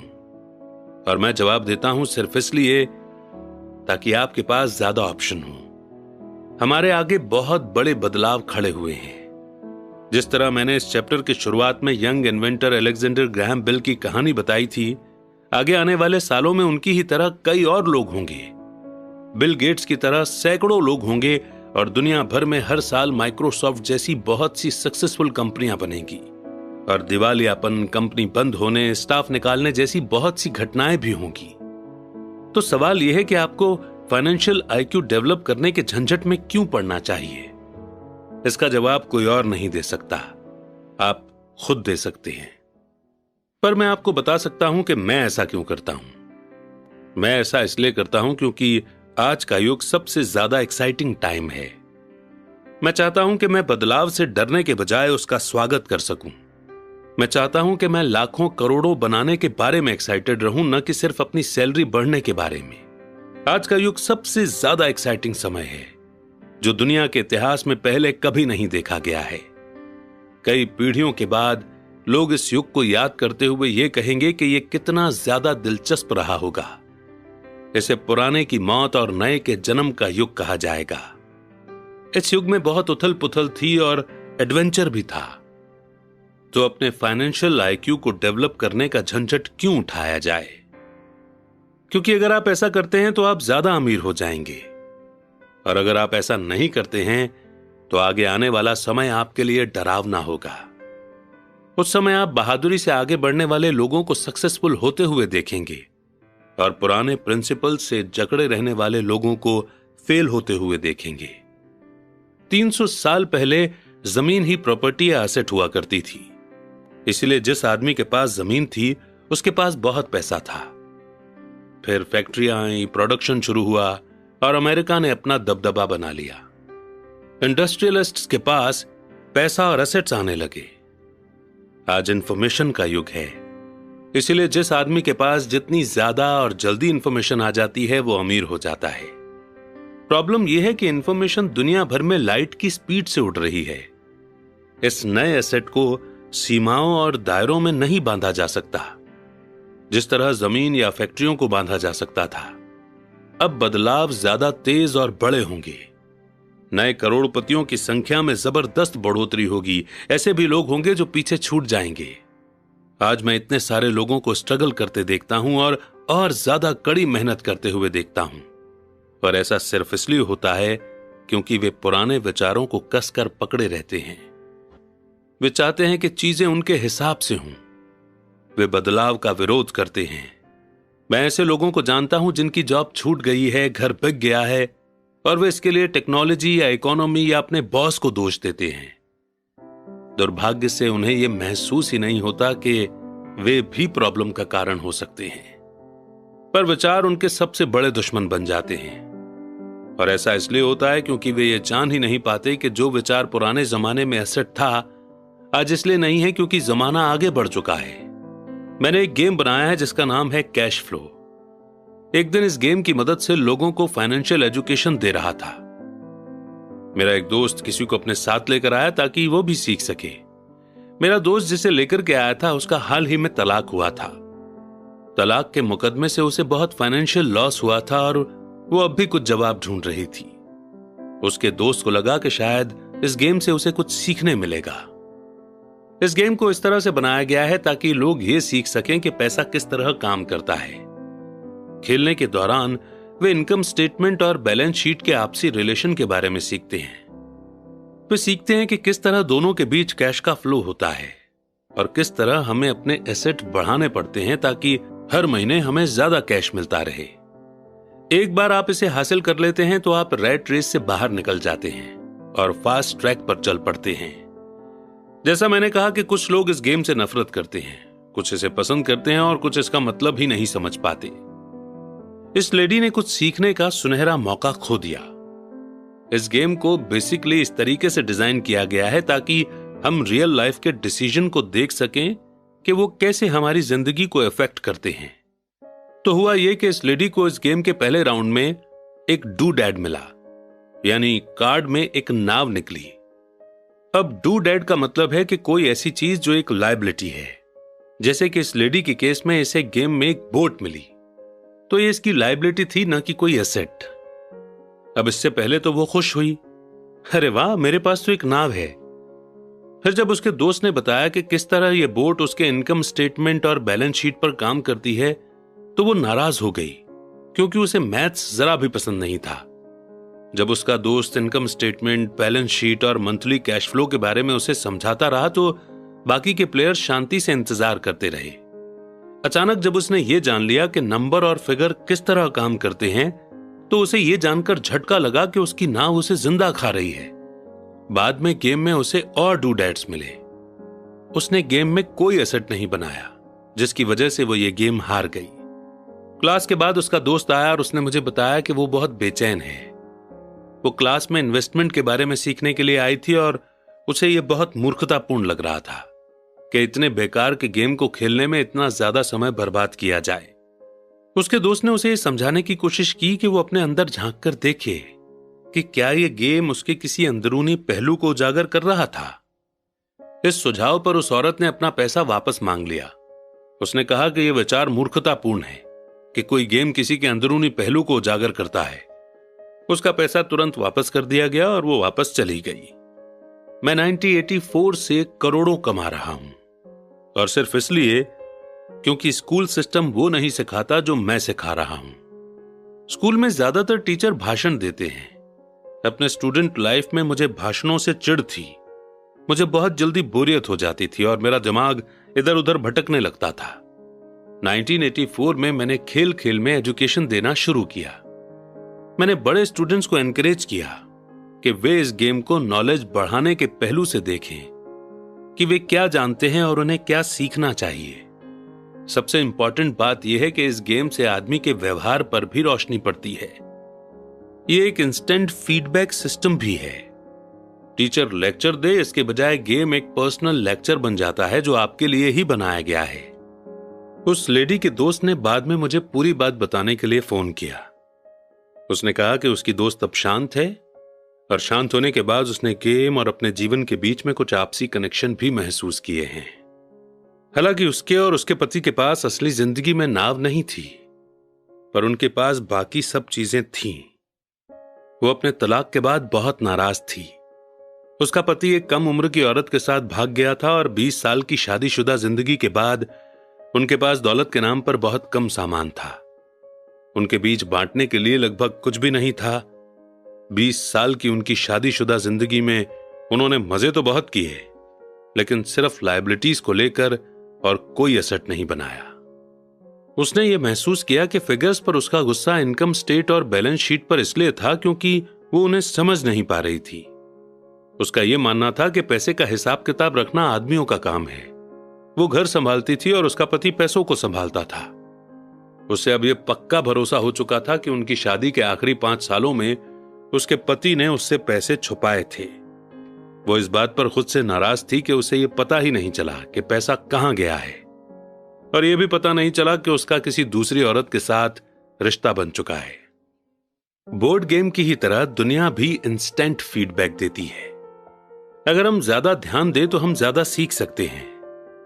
कुछ समय पहले की बात है, मैंने अपनी पत्नी से कहा कि धोबी ने मेरी पैंट को सिकोड़ दिया है। मेरी पत्नी धीमे से मुस्कुराई और उसने मेरे पेट में उंगली गड़ाते हुए बताया कि पैंट नहीं सिकुड़ा है, बल्कि कोई और चीज फैल गई है। कैश फ्लो नाम का यह गेम हर प्लेयर्स को पर्सनल फीडबैक देने के हिसाब से तैयार किया गया है। इसका गोल आपको ऑप्शन देना है। अगर गेम में आपको नाव वाला कार्ड मिलता है तो यह आपको कर्ज में डाल देता है। तो सवाल यह उठता है कि अब आप क्या कर सकते हैं? आपके पास कितने फाइनेंशियल ऑप्शन मौजूद हैं? यही गेम का गोल है, प्लेयर्स को सोचना सिखाना ताकि वे नए और बहुत से फाइनेंशियल ऑप्शन बना सकें। मैंने 1000 से ज्यादा लोगों को यह गेम खेलते देखा है। वे लोग जो इस गेम की रैट रेस से सबसे जल्दी निकल जाते हैं, उन्हें नंबर्स की समझ होती है और उनके पास क्रिएटिव फाइनेंशियल दिमाग होता है। वे बहुत से फाइनेंशियल ऑप्शन को देख सकते हैं। जिन लोगों को सबसे ज्यादा समय लगता है वे ऐसे लोग होते हैं जिन्हें नंबर्स की समझ नहीं होती और जिन्हें प्रायः इन्वेस्टमेंट की ताकत का एहसास नहीं होता। अमीर लोग प्रायः क्रिएटिव होते हैं और सोच समझ कर रिस्क उठाते हैं। कैश फ्लो खेलने वाले कई ऐसे भी लोग होते हैं जो इस गेम में बहुत सा पैसा तो कमा लेते हैं, पर उन्हें यह पता नहीं होता कि वे इस पैसे का क्या करें। उनमें से ज्यादातर असली जिंदगी में भी फाइनेंशियल रूप से सक्सेसफुल नहीं होते। हर कोई उनसे आगे निकल जाता है, इस फैक्ट के बावजूद कि उनके पास पैसा होता है, और यही असली जिंदगी में भी होता है। अपने ऑप्शन को सीमित कर लेना पुराने विचारों से चिपके रहने की तरह ही है। हाई स्कूल के समय का मेरा एक दोस्त अभी 3 जॉब कर रहा है। 20 साल पहले वो मेरे सभी क्लास के साथियों में सबसे अमीर हुआ करता था। जब लोकल शुगर प्लांट बंद हुआ तो वो जिस कंपनी के लिए काम करता था वो भी बंद हो गई।